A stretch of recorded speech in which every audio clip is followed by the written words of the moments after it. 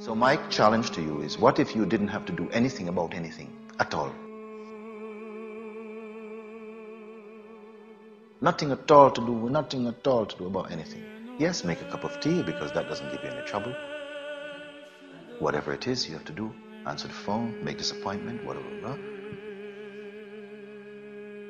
But it does not accompanied by this idea that there is something that I need to do to be stable in the awareness, because I tell you that is a trap.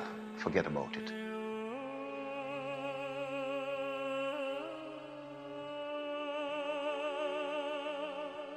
If you touch this idea, you believe it instantly into existence.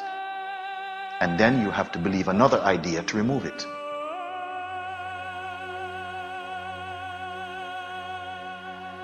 So why not drop both ideas in the first place and stay where you are?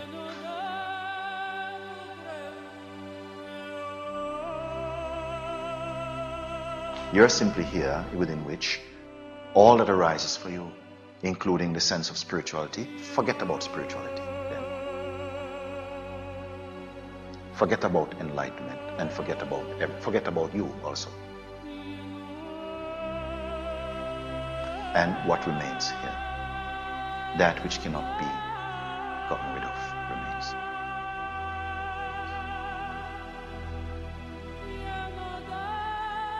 It's just that, simpler than simple.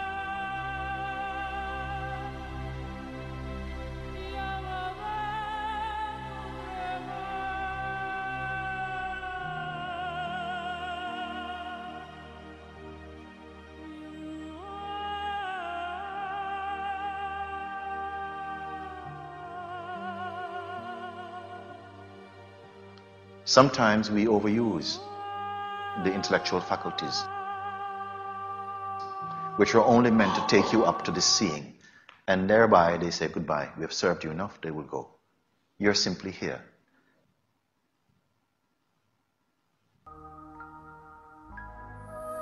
All this knowledge that we acquire, called spiritual knowledge, is only a mirror for the timeless to see itself.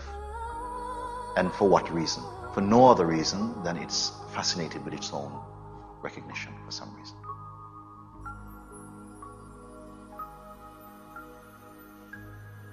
I don't see that the idea that something is difficult, which is a persistent notion in the psyche of the human expression of consciousness,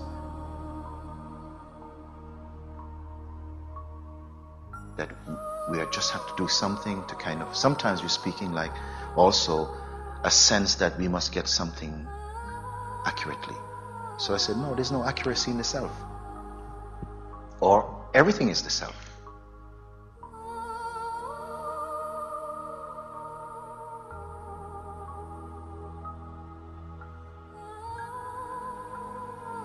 If you give up all your notions, all your effort to try and get somewhere, just drop it right here now, because you have the power to do it.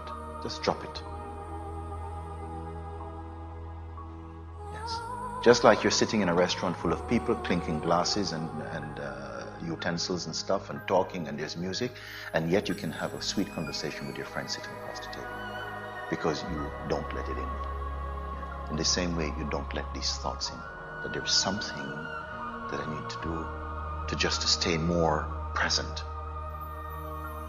And the minute you are without this thought,